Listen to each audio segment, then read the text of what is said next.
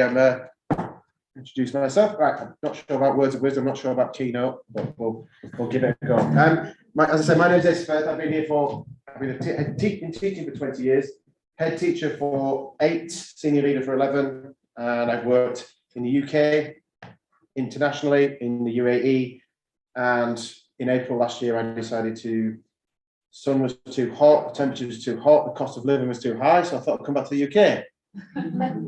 Yeah, I got that one wrong. And now I pay tax as well, which is fantastic. So I did 15 years in Dubai, head of a prep school called Jess. Have a look online, it's the most phenomenal prep school you could think of. It's got wait lists coming out every 2 years, it's got supportive parent body, amazing teachers, it's got world-class facilities. It's just a stunning school. And I was fortunate enough in that was my first headship to step up from deputy and take that school. It was the dream school. And yeah, I had an amazing time. It's where I cut my teeth. So that's the positive about the headship in Dubai. The negative is when you are leading a school in Dubai, the intensity of everything is huge. It's done like it's on steroids. The whole place is like it's on steroids, but education is the same. It's huge business. Everything's done at 100 miles an hour. I had 4 elementary schools, so 700 children. We had an inspection every year from Ofsted inspectors. So they would call KHD as my the local authority, but they would bring Ofsted inspectors, and I did 9 inspections in 8 years as head, 2 BSOs. So I'm inspection ready. We've got one coming up here at Ashville now, and I know what I'm doing. So recruitment, international recruitment, probably in my 8 years, I calculated that over 100 people I recruited. You lose 8% every year. 8-9%, that's low for an international school as well. So you lose 8% of your staff, and over 8, 9, 10 years, that's almost 100 members of staff. So I'm pretty good at recruitment. I've cut my teeth there. It's a bit like, if you've ever watched Only Fools and Horses, Trigger's brush. In an international school, you've had Trigger's brush was he's had the brush for 25 years. He's had 10 handles and 4 brooms, and it's very much like that in school. My school over 8 years, I had 10%. I went over 100 staff, so the staff weren't the same and the pupils weren't the same as well. So it's really hard to keep the culture and the identity of a school when you're actually moving people around so quickly. And then the level of governmental interference is phenomenal. So really intense changes that happened overnight. Last term, we went to a 4.5-day week with a week's notice. So the whole country went to a 4.5-day week with everyone had a week's notice. So we were all scrabbling around trying to work out what to do. That was in January last year. So I'm now lucky enough to be the head of Ashville. I took over in April this year. Another fantastic school with lots of potential and some very different challenges to the ones I faced in Dubai. As I said, I'm 8 years into headship, and today I'd like to talk to you through some of the lessons that I've learned, challenges I've faced on my journey so far, and these are the topics around which I want to talk today. Some interesting ones there.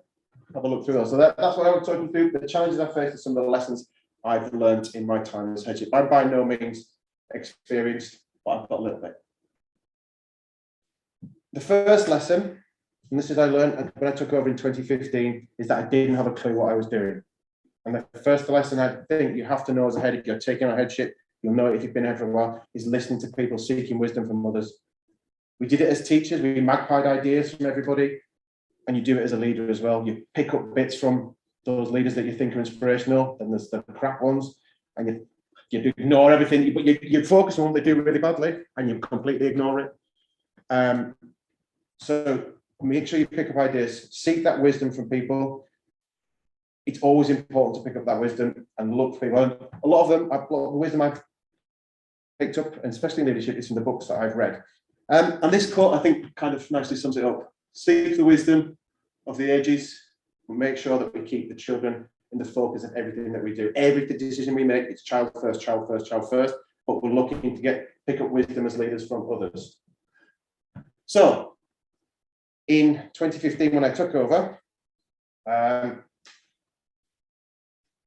this is the starter pack I was given from my director, Mark Steeves, the head of Berkhamsted in the UK. He came out and he'd just taken the job as the director of our 3 Dubai schools, because we were part of a family, and he was the CEO of all 3. And this was his starter pack of reads. And actually, I love them. And there's bits of evidence, bits of wisdom I've taken from all of these books, and hopefully you'll hear it through today. Some of you may have read them. Anyone here read any of those books? Oh, no, cool. One or two. Right. Good. I thought more of you might, which is good. So yeah, I've shared these with my staff, with my senior leaders in my school, in my current school, and we've read through them together. I've set up book clubs in my school. And the first one is Legacy by James Kerr. It's 15 lessons in leadership, all taken from the All Blacks. I'm a rugby player. Sports is my thing.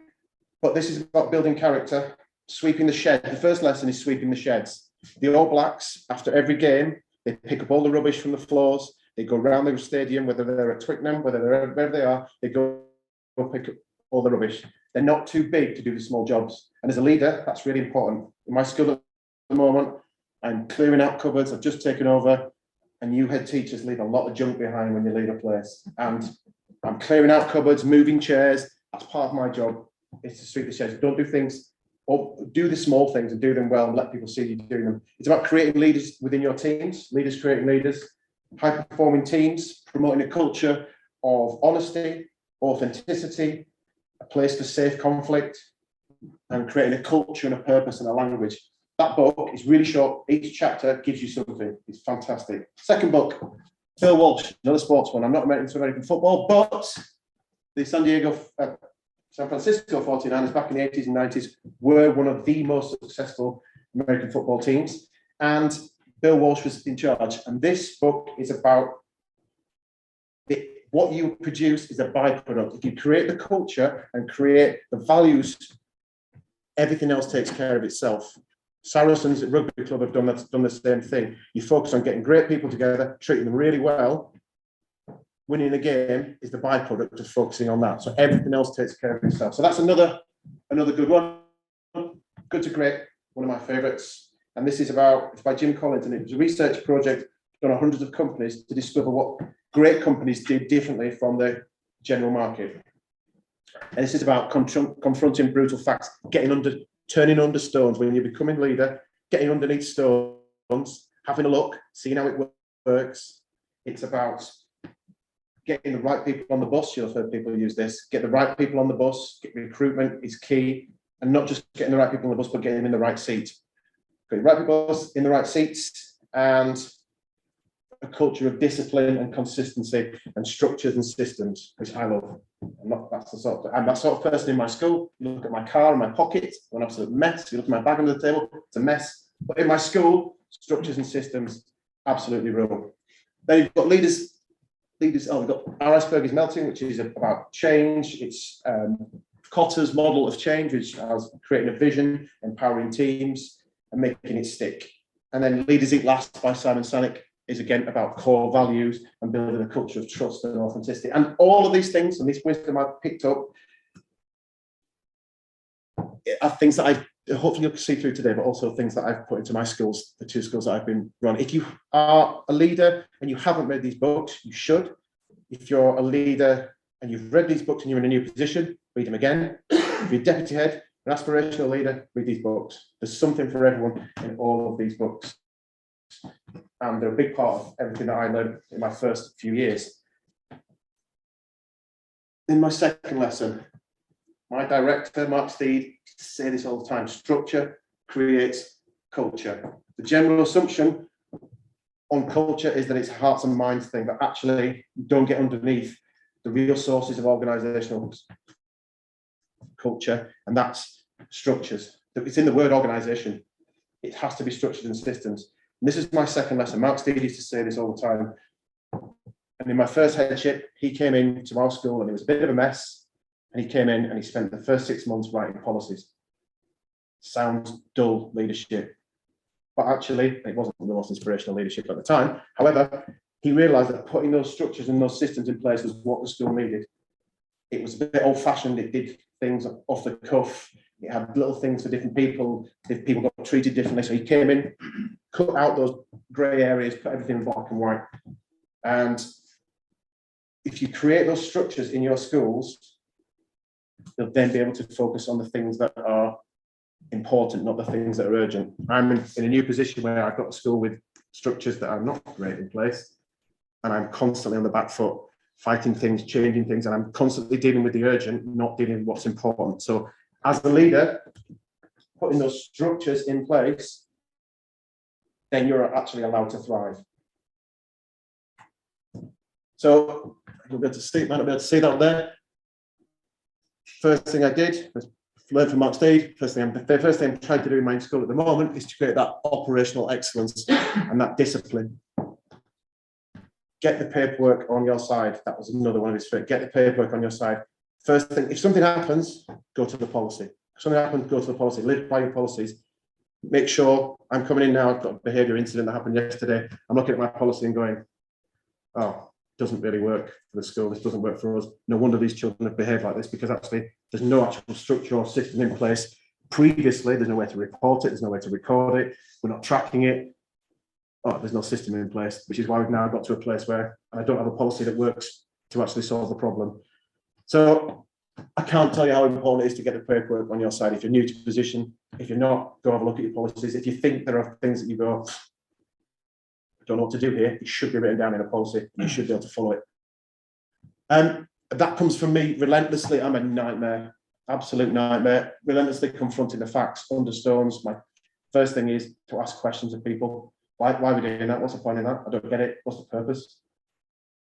I don't just accept what happens in my school. I've come into a new school and people are sick of emails from me. People are sick of conversations with me. It's not a good thing to be, but it's just I want to create this operational excellence, this environment where I work, where everything's structured and got systems in place. Once I can do that, as I said, then I can thrive. It gives you the freedom to focus on the important things. It gives you the ability to adapt and change because you've got the structures and systems in place. And it also develops trust in your staff that they know where they stand because you follow the policies, whether it's behaviour, whether it's health and safety, whether it's your fire drill. They know where they stand, and it increases consistency, which is what parents, kids, staff want. They want consistency. They want rules. Everyone does. Everyone wants a bit of order in their lives. And I don't make exceptions. Try not to. I don't. Sometimes people above me make exceptions, but I don't make exceptions. I've got the policy, no grey areas, create the black and white. Sometimes there are things that come up that don't fit into the policy, then I rewrite the policy. So I think that is one of my most important things, is to make sure you have the structures that give you that culture in your organisation. So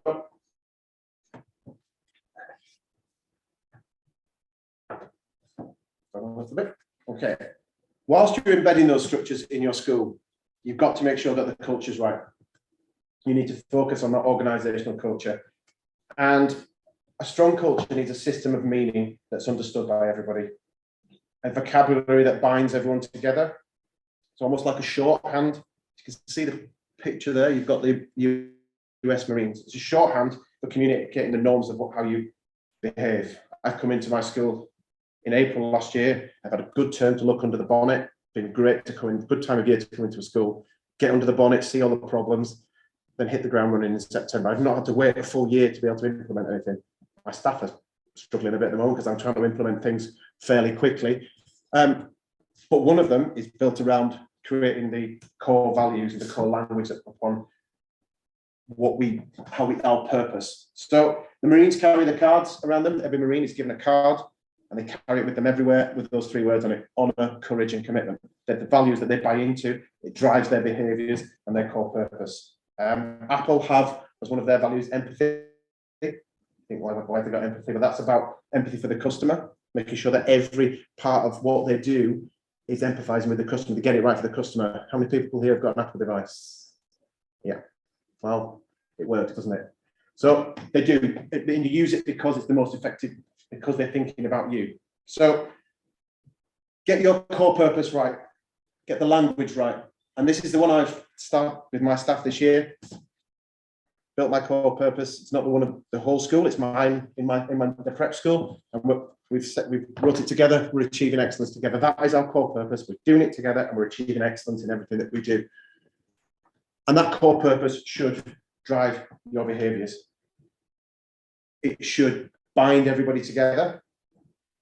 And below them, you've got the values that you feed into. Trust, respect, collaboration, togetherness, high non-negotiables. That's me, standards, everything's high standards, but we do it together and we collaborate. And we consistency and discipline. You can see that from my school that I've walked into, consistency, high standards are not quite there. So those are the things I'm focusing on. Those are what we are focusing on there, and that willingness to learn. So people having people to adapt and change. These are the pillars, they're the foundation stones on which you build your change. Those are completely from my school. You build them however you want it in your own organisation.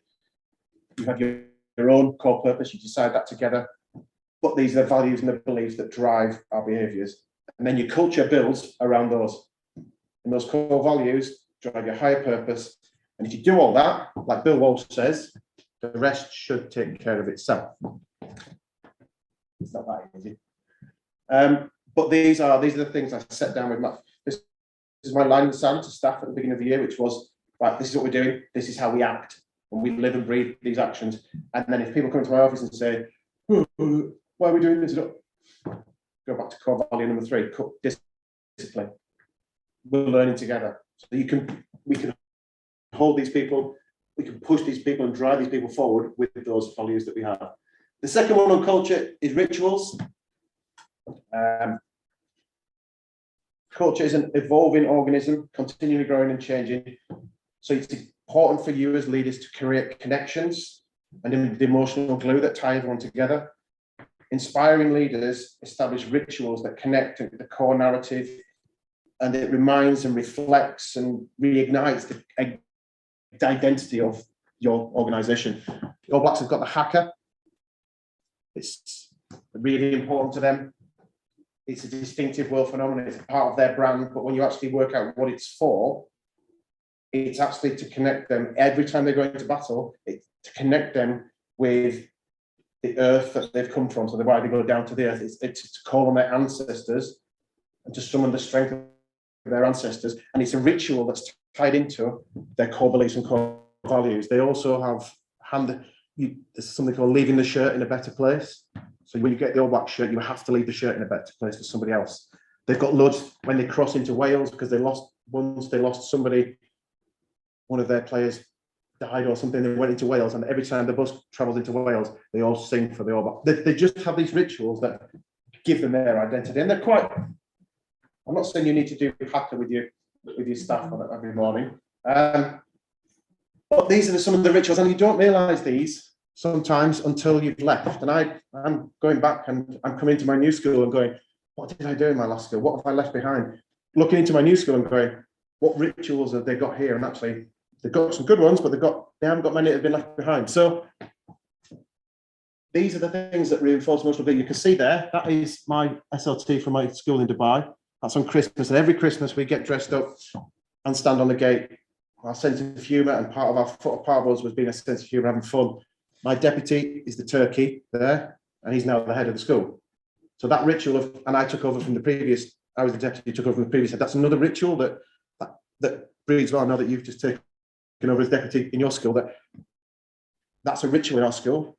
It was the right thing to do, but it was a ritual. It's good to hand them over. So I brought things from my old school, old rituals from my school into my new school, having a Kit Kat and a juice with all the new kids every year. All the new kids come into school, we have a Kit Kat and a juice, and we get feedback on them. Small things. Staff Christmas mime along every year. We do, I'm not going to show you a video. We do, everyone gets the words, and we do they know it's Christmas, and every team sings a couple of lines from it, and it's a video that goes out to parents. We've done that for my old school for the last 8 years. I know that now I've left, it's not going to die. That will continue. It'll be something that we always do. It's just part of those traditions. Dressing up for the last day of term, staff night out in the first week of term, building that culture, getting everyone together, honouring those who leave. We used to have a big tunnel, and everyone gets cheered down as they left with videos and staff. And it's creating those rituals within your staff that show your core purpose. We had a pupil talent show, which we'd run for 10 years, and I'm bringing it to my new school. Head boy and head girls, another legacy that wasn't in my old school. Something I brought in. The names are on the walls. These are just the little things that you do, the little rituals that you leave behind. So ritualize to actualize. As I said, that's from the All Blacks book. Nothing here is from me. I've taken it all from somebody else. And then the structures are slowly embedding. The environment of operational excellence is in place. Now you need to focus on what's important. You just focus on the school's higher purpose and the core values. They're all set, and the culture's beginning to grow. Now you need to drive everyone's behaviour. You need to have a strategy, a plan, a process, a direction. I wish it was this simple. Straightforward. Pick a general direction and implement like hell. Implement like hell, absolutely, but it's just not that simple. I do think this quote is kind of nice. The environments are very, very different when you come into a school, and depending on where you are in the school, whether your school is in their process. But this is what I've learned. This is my strategic model that I've developed over time, and it's not, it does not faultless. But this is the model that I use. I set the vision out of where we want to be. I get the desired outcomes. This is the bit that people miss, the audit. Gaps analysis, working out. People tend to set a direction on where they think they want to go. I've done lots of work on setting vision, but then auditing around your vision. If that's the vision of the school, we then need to audit, speak to parents, speak to staff, speak to pupils, get data, and then you can set your strategic objectives. But then, and they need to have measurable impact. So those are the 4 steps of my model, and I try and use that. That's something I've developed. And as I came into Ashville this year, I've broken my school down into 5 fundamental areas: teaching, learning, curriculum, pastoral care, community, and business management. I used to have staff development up there. You can do whatever you want, but those are the 5 fundamental area characteristics of any school. I think you can build. You sure you've got your own. So I think they cover everything. I set visions for each one of those. Sat with our staff and created a vision for each one of those. This is the core purpose. This is what we tie into. This is what we're aiming for. This drives everything that we do. And then I did the audit process. I'll tell a lie. I did the, because I came in April, I didn't do the vision first. I did an audit to find out what I've done. It was a really good term. Sometimes it's good to do the audit first to find out where you're at. But I did an audit throughout last term. And that's my first half term of Headship at Ashville. I spoke to all of these people, made time. It's really important to gather the data from the head, governors, the parents, staff, students. I did feedback sessions, I did surveys on those 5 areas. These are the 5 areas, and I broke, so I didn't get all this information that I didn't want. I broke it down to those 5 areas, and I asked for information on those, collected data, assessment data. I looked at the secondary school staff, I looked at leadership, and I pulled all that together over my first half term, and it was brilliant coming in April, to the point where, it's a different colour, but it is. Won't be able to see it. I then had the strengths and areas for development of the school. These are the things I need to focus on. This was for teaching and learning. I had one for curriculum, one for, it's a nice way of coming into a headship in a new school, getting that data, funnel it into those areas. And then I had my strengths, and then that would feed into my action plan. So I'm in the process of writing my action plan. This is my strategy that ties into my vision, that feeds into my audit, and then this drives everything that we do. So 5 areas, each area on my school development plan. I've also then got an action plan for each area, an individual action plan for each area, because this is the broad brush strokes. And then my SLT minutes feed into this as well. It drives everything that we do. It's the same system. So I've got in my minutes on meetings, you've got to find all sorts about my school up there. Business operations is one. I have pastoral. So everything drives towards our school development plan, even the minutes in our meetings. So, leading change. You've got your strategic plan, you know what you're doing, then you're looking at how you actually lead change. And the options available to leaders are different depending on the school where you're at. So, I see it as a continuum. Again, this might be really good, it's not mine, I'll take it from someone else. I've got the strategic continuum. At one end of the continuum, the change strategy, and this is the strategy that you use, calls for a rapid implementation, fast, clear, little involvement from others, an attempt to overcome resistance. So when you need to act fast, this is where you need to be. There are times, depending on your school, where you need to act slower and get consensus and get lots of involvement from others. And then that will minimize the resistance that you have in your school. Now, people can get this wrong and do things in the wrong order at the wrong times. You've got to know the key variables in your school. When I took over as deputy head and took on headship, the head previously from me in Dubai, she was a tyrant. We were absolutely done to the nth degree. We were like a school, we were an outstanding school, and we were like a school in special measures. Everybody's file had to be the same. Everybody's thing in their files, in their planning files, had to look exactly the same. But we were a school that's outstanding with amazing teachers, but we were operating like a school in special measures. She was doing this when it actually needed. It's really easy for me when I took over, because I knew where the school was at with the deputy head. I just came this way because all the structures, all the operational excellence was in place. And I just went from this end and bought consensus and built and went slowly. We had wait lists coming out of our ears. We didn't have to worry about the stakes involved. Now you come into a school, my current school, Ashville, has not had a leader for 2 years. Its numbers have dropped. I can't come in as a leader and go down to this end. I've got to come in and act fast. My staff are struggling a bit at the moment. I'm going to have to go back there at times, but you need to work out, once you've got your strategy in place, look at these key variables, the people, the resistance, the power and trust that you've got with you, the ability that you've got to design a change. If you're new to post, are you ready to move that fast? If you're not the person who knows how to design it and you need to get something from other people, we were talking about, you come into a school deputy head to head and you're starting down there, which is a good place to start, knowing your environment. So yeah, choosing where to start on the continuum is really important. And then it becomes a balancing act. You can have that loose where you build consensus, build trust, distribute leadership and autonomy. That's where I was at in my school when I'd left. By the time I'd left, I built that in my school. That's where you want to be.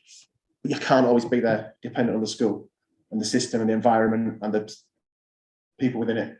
And that's when you have that balancing act there. So knowing where to do, knowing what to do is a key leadership. And that can be in departments. It can be as a deputy head with your own departments, and it can be as a head of the school as well. But knowing that there's those two types of leadership. And finally, the last one for me is the duck test. Okay. After 20 years in education and 10 as senior leader, having picked up all the lessons in leadership that I've got, and the ones I've shared with you today, there are more, but you don't want to hear me going on. This one is my favourite. And it's the one I learned from a Kiwi friend of mine called Jeremy. He wasn't a teacher. I was a rugby player on the wing with him in my rugby days. And it's the duck test. And when you Google what the duck test is, this is the description. It's a form of abductive reasoning, which is a form of logical reasoning. It starts with an observation or a set of observations. Then you try and from those observations, you seek the simplest and most likely conclusion.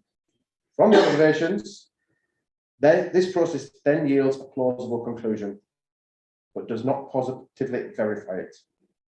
Abductive conclusions are thus qualified as having remnants of uncertainty or doubt, which is expressed in retreat terms such as the best availability or most likely. Jeremy described it as, yeah, bro, if it looks like a duck and quicks like a duck, it's a duck. That was Kiwi, he didn't get my accent.